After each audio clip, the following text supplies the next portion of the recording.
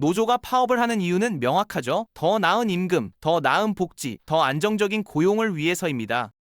그런데 정작 회사가 문을 닫으면 가장 먼저 일자리를 잃는 건 누구일까요? 바로 조합원 본인들입니다. 2003년 안양 40년 역사의 삼덕재지에서 실제로 일어난 일이에요. 60명의 노동자가 46일간 파업을 벌였고 결국 승리를 선언했습니다. 그런데 그 승리의 대가는 참담했죠. 회사는 공장 문을 닫았고 60명 전원이 일자리를 잃었습니다. 고작 몇백만 원을 더 받기 위해 평생 직장을 날려버린 겁니다. 지금부터 그 비극의 전말을 들려드리겠습니다. 본격적인 영상 시작 전 구독과 좋아요를 눌러주세요. 삼덕재지의 창업주 전재준 회장, 이분은 황해도 개성에서 태어난 실향민이었어요. 6.25 전쟁 이후 남쪽으로 내려왔는데 손에 쥔 건 아무것도 없었습니다. 그렇게 1961년 그가 선택한 건 리어카 한 대였죠. 고물상에서 헐값에 산 인쇄 용지를 리어카에 가득 싣고 이 인쇄소, 저 인쇄소를 찾아다니며 팔기 시작한 겁니다. 새벽 5시면 일어나서 리어카를 끌었어요. 여름엔 땀이 비오듯 쏟아졌고 겨울엔 손이 얼어붙었지만 멈출 수 없었죠. 사장님, 이번 달도 외상으로 주세요 라고 말하는 인쇄소 주인들에게도 웃으며 종이를 내주었습니다. 신용이 쌓이니까 주문이 늘어났고 그렇게 몇 년을 버텼어요. 그러던 어느 날 기회가 왔습니다. 부도난 작은 제지회사가 헐값에 나온 거예요. 주변 사람들은 말렸죠. 그 망한 공장 사서 뭐 하려고? 하지만 전 회장은 은행에서 돈을 끌어와 그 회사를 인수했습니다. 위험한 도박이었지만 그는 확신이 있었어요. 인수 후부터는 정말 미친 듯이 일했습니다. 밤 10시, 11시까지 공장에 불이 꺼지지 않았어요. 직접 기계를 만지고 고장나면 밤새워 고치고 낮에는 영업을 뛰어다녔습니다. 직원들과 함께 공장 마당에서 도시락을 까먹으면서 우리 회사 꼭 크게 만들자고 다짐했죠. 그렇게 40년이 흘렀습니다. 안양시 만안구 수암 천변의 우뚝 선 삼덕재지의 굴뚝은 이제 안양의 랜드마크가 되어 있었어요. 높이 솟은 굴뚝에서 뿜어져 나오는 하얀 연기는 이 동네가 살아있다는 증거였습니다. 제지업계에서도 탄탄한 중견 기업으로 자리 잡았죠. 약 60명의 직원들이 일했는데 대부분 10년, 20년씩 근속한 베테랑들이었어요. 당시 삼덕재지의 분위기는 정말 좋았습니다. 전 회장은 직원들 생일마다 축하금을 챙겨줬고 자녀가 대학 가면 학자금도 지원해줬어요. 직원들도 회사를 내 일터로 여기며 열심히 일했죠. 노사가 협력하며 함께 성장하는 그야말로 모범적인 가족 같은 회사였던 겁니다. 그런데 1997년 대한민국을 강타한 태풍이 있었습니다. 바로 IMF 외환 위기였죠. 하루아침에 대기업들이 무너졌어요. 기아자동차, 한보철강, 산미그룹, 이름만 들어도 아는 대기업들이 도미노처럼 쓰러졌습니다. 거리엔 실직자들이 넘쳐났고 IMF라는 세 글자는 공포 그 자체였어요. 삼덕재지도 예외는 아니었습니다. 주문이 뚝 끊겼어요. 인쇄소들이 문을 닫으니 종이를 살 사람이 없었던 거죠. 매출은 반토막이 났고 은행에서는 대출 이자를 올려달라고 압박했습니다. 회사가 심각한 위기에 빠진 겁니다. 그때였어요. 노조에서 먼저 손을 내밀었습니다. 당시 노조 위원장이었던 김모 씨는 조합원들을 모아놓고 이렇게 말했죠. 지금 우리가 임금 인상 투쟁하면 회사 망합니다. 회사 망하면 우리도 끝이에요. 우리가 먼저 양보합시다. 놀라운 결단이 이어졌습니다. 노조원들은 상여금을 반납했어요. 그것도 1년치 전부요. 자녀 학자금 지원도 포기했습니다. 잔업수당도 대폭 깎았죠. 계산해보니 조합원 한 명당 약 1,000만 원의 손해였어요. 당시 물가로 1,000만 원이면 지금으로 치면 2, 3천만 원 정도 되는 큰 돈이었습니다. 30대 중반이었던 한 조합원은 이렇게 회상했어요. 아내한테 말하기가 정말 힘들었습니다. 애들 학원비도 빠듯한데 상여금이 없어진다고 하니까 그래도 아내가 이해해줬어요. 회사 망하면 우리 가족이 길거리에 나앉는다고 지금은 참자고 말이죠. 그렇게 노사가 고통을 나눴습니다. 회사가 살아야 우리도 산다는 공감대 아래 모두가 허리띠를 졸라맸어요. 전 회장도 자기 월급을 반으로 줄이고 회사 차도 팔았습니다. 그렇게 1년을 버텼고 결국 위기를 넘겼죠. 나중에 경제가 회복되자 전 회장은 약속대로 밀린 상여금을 모두 지급했어요. 이건 정말 모범적인 노사협력의 사례로 업계에 회자됐습니다. 그런데 2003년 회사 분위기가 이상하게 돌아가기 시작했습니다. 노조가 민주노총 산하 조직에 가진판 거예요. 처음엔 별 문제 없어 보였죠. 상급 단체에 가입하면 교육도 받고 더 체계적으로 운영할 수 있다는 게 명분이었으니까요. 그런데 달라지기 시작했어요. 어느 날 공장 앞에 꽹과리 소리가 울려 퍼졌습니다. 투쟁, 투쟁, 투쟁. 구호를 외치는 소리가 들렸죠. 20년 넘게 다닌 한 직원은 깜짝 놀랐다고 해요. 우리 회사에서 저런 소리가 나올 줄은 꿈에도 몰랐습니다. 예전엔 노사 협상이 조용했어요. 회의실에 앉아서 서로 양보할 건 양보하고 받을 건 받고 악수하고 끝났죠. 그런데 이제는 달랐습니다. 상급 단체에서 파견 나온 간부들이 조합원들을 교육하기 시작했어요. 경영진은 적입니다. 강하게 싸워야 이깁니다. 물러서면 밟힙니다. 2003년 여름 임단협이 시작됐습니다. 노조는 임금 15% 인상, 복지 확대, 근무 조건 개선 등을 요구했어요. 사측은 경영 상황이 어렵다며 5% 인상을 제시했죠. 예전 같았으면 여기서 협상이 시작됐을 겁니다. 10%에서 손을 잡거나 7에서 8% 선에서 타협하거나. 그런데 이번엔 달랐어요. 노조는 협상 테이블을 박차고 나갔습니다. 그리고 파업을 선언했죠. 7월 말 공장이 완전히 멈췄어요. 60명 전원이 공장 앞에 천막을 치고 농성에 들어갔습니다. 꽹과리를 치고 플래카드를 들고 구호를 외쳤죠. 문제는 제지업의 특성이었습니다. 종이는 납기가 생명이에요. 인쇄소에서 다음 주 월요일까지 종이 1톤 필요합니다 라고 주문하면 그날까지 무조건 갖다 줘야 하는 거죠. 하루만 늦어도 인쇄소는 일을 못합니다. 그런데 공장이 46일 동안 멈춰 있었어요.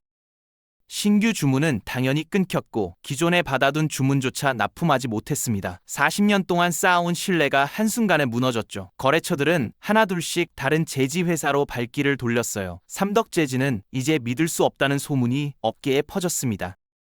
파업 초기 사측도 강경하게 나갔습니다. 직장 폐쇄를 선언했어요. 너희가 일 안 하면 우리도 문 닫는다. 팽팽한 대치가 이어졌죠. 노조는 물러서지 않았고 회사도 버텼습니다.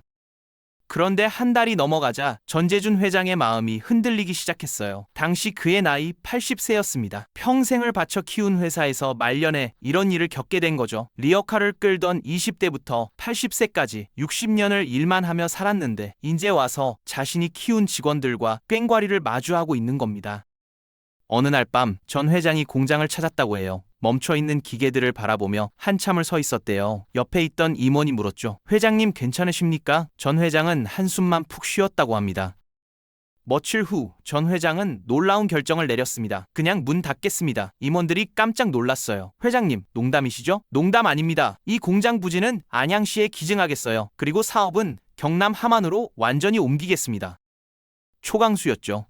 이건 협상 카드가 아니었어요. 진심이었습니다. 전 회장은 평생 자존심 하나로 살아온 사람이었거든요. 모욕을 당하며 사업하느니 차라리 접겠다는 게 그의 생각이었어요.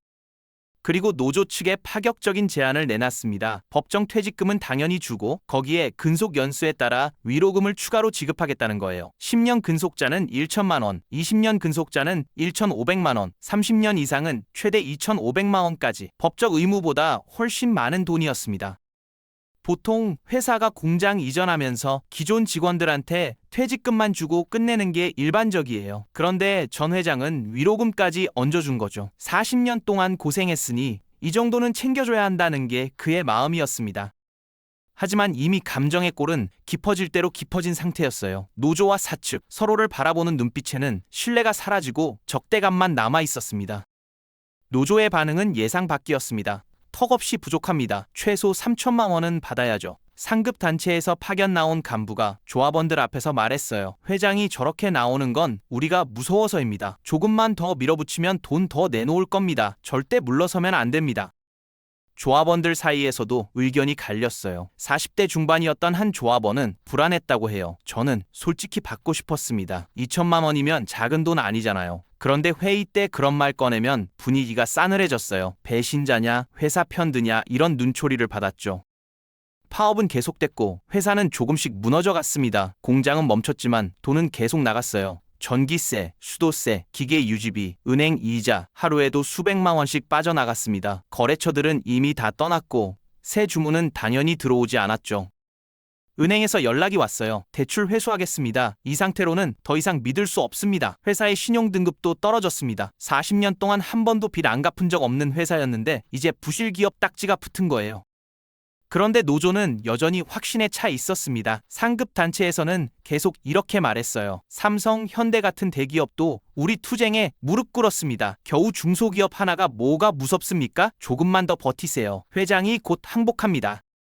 조합원들도 그 말을 믿었어요. 40년 된 회사가 설마 우리 때문에 진짜 문 닫겠어? 협박일 뿐이야. 경남 함안으로 간다는 것도 그냥 우리 겁주려고 하는 소리지. 이런 식으로 생각한 거죠. 하지만 그들은 전재준 회장이라는 사람을 몰랐습니다. 리어카를 끌며 맨바닥에서 시작한 자수성가형 기업가였어요. 이런 사람들은 자존심이 목숨입니다. 돈 앞에 무릎 꿇으니 차라리 다 접겠다는 게 그의 신념이었죠. 그는 진심으로 회사를 정리할 준비를 하고 있었어요. 함안에 땅도 알아보고 신규 채용 공고도 준비하고 있었습니다. 시간은 노조의 편이 아니었어요. 매일 회사는 조금씩 죽어가고 있었습니다. 결국 9월 중순이 되어서야 협상이 타결됐습니다. 회사가 위로금을 조금 더 올려주는 선에서 합의가 이뤄진 거예요. 2,500만 원 받을 사람은 2,800만 원, 2,000만 원 받을 사람은 2,300만 원, 대략 300만 원 정도씩 더 받는 조건이었죠. 46일간의 파업이 끝났습니다. 노조 위원장은 조합원들 앞에서 말했어요. 우리가 이겼습니다. 투쟁하지 않았으면 이 돈 못 받았을 겁니다. 일부 조합원들은 환호했죠. 꽹과리를 치고 구호를 외쳤어요. 투쟁은 승리한다.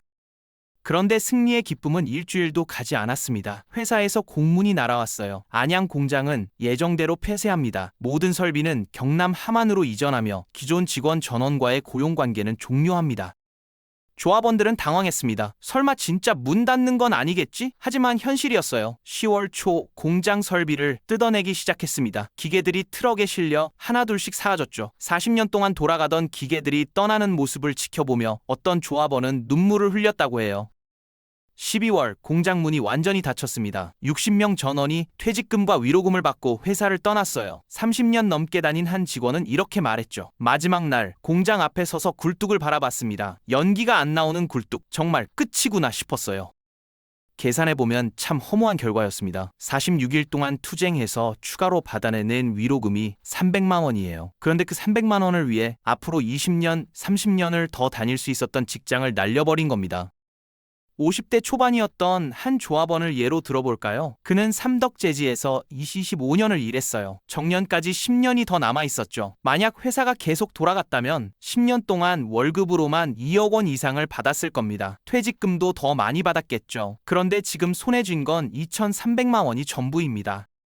더 아이러니한 건 IMF 때와 비교하면 극명하게 드러나요. 그때는 1인당 1천만 원의 손해를 감수하며 회사를 살렸잖아요. 그런데 이번엔 고작 300만 원을 더 받겠다고 회사를 죽인 겁니다. 소탄대실이란 말이 이란 말이 이럴 때 쓰는 거였죠.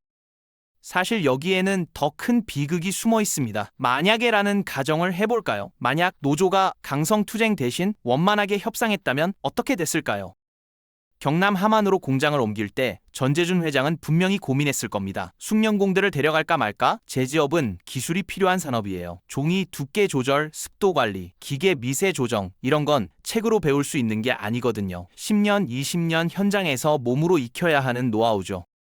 안양 공장의 60명은 전부 베테랑이었어요. 눈 감고도 기계를 다룰 수 있는 사람들이었죠. 만약 이들이 회장님 저희도 함안으로 가겠습니다라고 말했다면 전 회장 입장에서는 당연히 데려갔을 거예요. 신규 직원 뽑아서 처음부터 교육하는 것보다 훨씬 이득이니까요.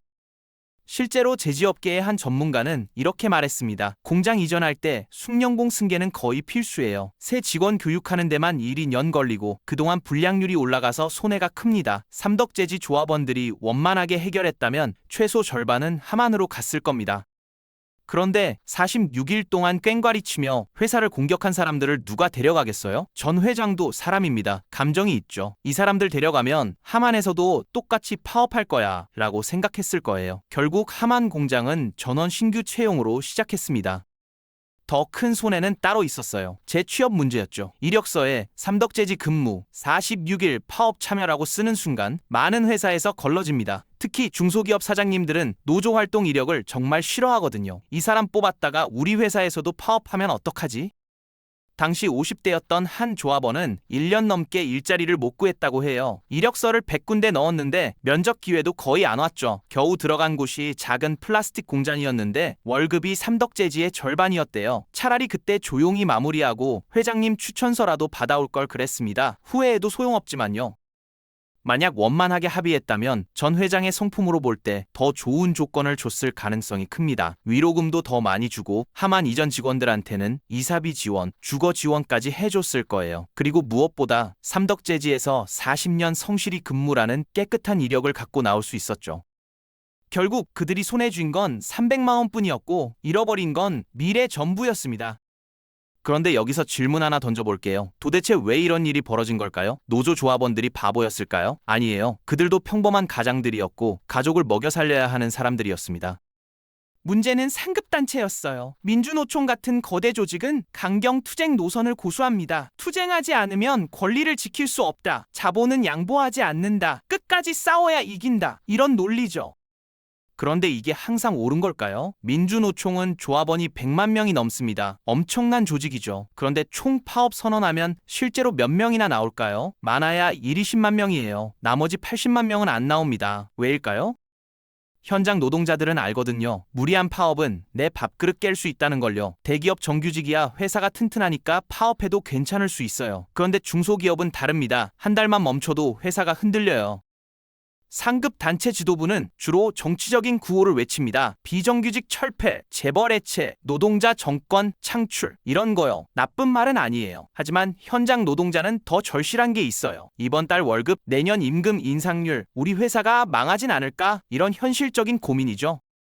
삼덕재지 노조 간부들은 상급 단체 교육을 받았습니다. 강하게 나가면 이깁니다. 역사가 증명했어요. 삼성, 현대, 대우, 큰 회사들과 싸워서 이긴 사례들을 배웠죠. 그런데 거기엔 중요한 게 빠져 있었어요. 그 회사들은 망하지 않을 정도로 컸다는 사실이요.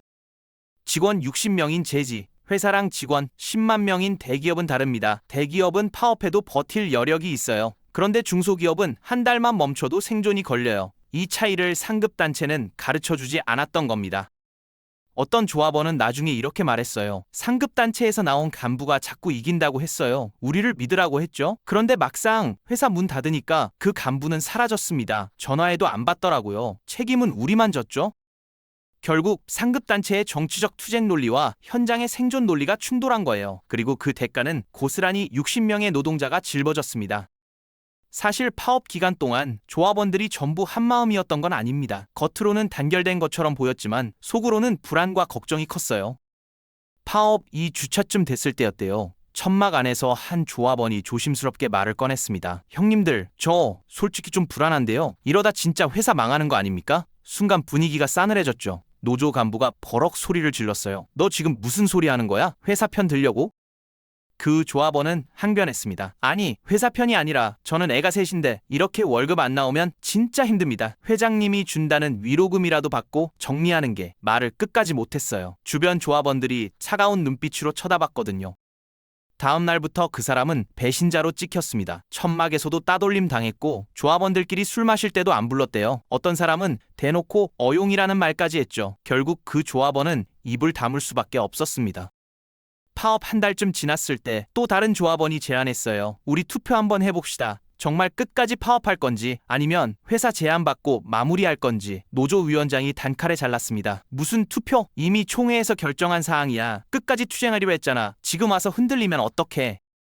그런데 정말 궁금한 건 이거예요. 60명 중에서 진심으로 끝까지 파업하기를 원한 사람이 몇 명이나 됐을까요? 나중에 인터뷰한 내용을 보면 실제로는 10에서 15명도였을 거라고 해요. 나머지는 반대했거나 불안해했죠. 그런데 목소리를 낼 수가 없었던 겁니다. 왜냐하면 노조라는 조직에서 반대 의견을 내는 순간 당신은 적이 돼요. 단결을 해쳐서는 안 된다. 분열을 조장하면 안 된다. 투쟁에 찬물을 끼얹으면 안 된다. 이런 논리로 입을 막는 거죠. 어떤 조합원은 집에서 아내한테 이런 말을 했대요. 여보, 나는 사실 파업 그만하고 싶어. 회사 망할 것 같아. 그런데 천막에서는 그 말을 못했답니다. 말하는 순간 왕따 당하니까요. 결국 소수의 강경파가 다수를 끌고 간 겁니다. 민주주의는 다수결이라고 하잖아요. 그런데 진짜 다수결이 이루어졌을까요? 반대 의견을 낼 수 없는 분위기에서 손든 건 민주주의가 아니에요. 그냥 동조 압력이죠. 그리고 그 결과 60명 전원이 일자리를 잃었습니다. 끝까지 파업을 원하지 않았던 사람들도 불안했던 사람들도 모두 함께 실직자가 된 거예요. 이게 노조 민주주의의 어두운 단면입니다. 그로부터 몇 년 후 안양 수암천변에 깨끗한 공원이 생겼습니다. 이름은 삼덕공원이에요. 아이들이 뛰어놀고 노인들이 산책하고 여인들이 데이트하는 평화로운 공간이죠. 바로 그 자리가 삼덕재지 공장이 있던 곳입니다. 전재준 회장은 약속대로 공장 부지를 안양시에 기증했어요. 당시 시가로 약 300억 원이었죠. 안양시는 2009년 그 땅에 공원을 만들었고 공원 입구에는 전 회장의 흉상까지 세워졌습니다. 전재준 기부의 날까지 제정됐어요. 언론은 평생 모은 재산을 시민에게 돌려준 아름다운 기업가라며 칭찬했죠. 그런데 그 공원을 산책하는 사람들은 아무도 몰라요. 이 땅에서 60명의 노동자가 일자리를 잃었다는 사실을요. 300억 기부 미담 뒤에 60개 가정이 무너졌다는 걸요. 실직한 노동자들은 어떻게 됐을까요? 대부분 재취업에 실패했습니다. 50대 중반에 재지역 경력만 가지고 갈 곳이 없었거든요. 게다가 강성 파업 이력은 꼬리표가 됐어요. 한 조합원은 택배 상하차 일을 했고 또 다른 사람은 영세 공장을 전전했습니다. 월급은 삼덕재지 때의 절반도 안 됐죠. 투쟁으로 얻어낸 위로금 2, 3만 원은 어떻게 됐을까요? 1, 2년 생활비로 금세 소진됐습니다. 한 달에 200만 원씩 나가니까 1년이면 끝이에요. 그 다음은 빚과 막막한 현실만 남았죠. 어떤 가정은 이혼까지 이어졌고 자녀 대학 보내는 꿈도 무너졌습니다. 반면 전재준 회장은 경남 함안에서 새로 시작했어요. 작은 규모로 재지업을 계속했고 80대 중반까지 사업하다 천수를 누렸습니다. 역사는 전재준 회장을 300억 기부자로 기억해요. 그런데 60명의 노동자는 누가 기억하나요? 그들은 역사에서 지워졌고 통계 속 실직자 숫자로만 남았습니다. 공원을 거니는 사람들은 웃고 있지만 그 땅이 품고 있는 비극은 아무도 모릅니다. 삼덕재지 사건이 우리에게 던지는 메시지는 명확합니다. 회사가 망하면 자본가는 다른 곳에서 다시 시작할 수 있어요. 하지만 노동자는 생존 기반 자체를 잃습니다. 전재준 회장은 함안에서 새 출발했지만 60명의 노동자는 재기하지 못했죠. 노사는 적이 아닙니다. 한 배를 탄 사람들이에요. 회사가 살아야 노동자도 살고 노동자가 있어야 회사도 돌아갑니다. 무조건적인 강성투쟁보다는 회사 상황을 보며 적절히 타협하는 게 장기적으로 노동자에게 더 큰 이익이 됩니다. 외부 세력의 선동에 휩쓸리지 마세요. 스스로 질문해야 해요. 이 투쟁이 정말 나와 내 가족을 위한 길인가? 300억 기부 미담 뒤에 숨겨진 60명의 눈물을 기억하며 맹목적인 투쟁이 가져오는 파괴를 경계해야 합니다. 오늘의 영상은 여기까지입니다. 여러분들의 생각을 댓글로 적어주세요. 시청해주셔서 감사합니다.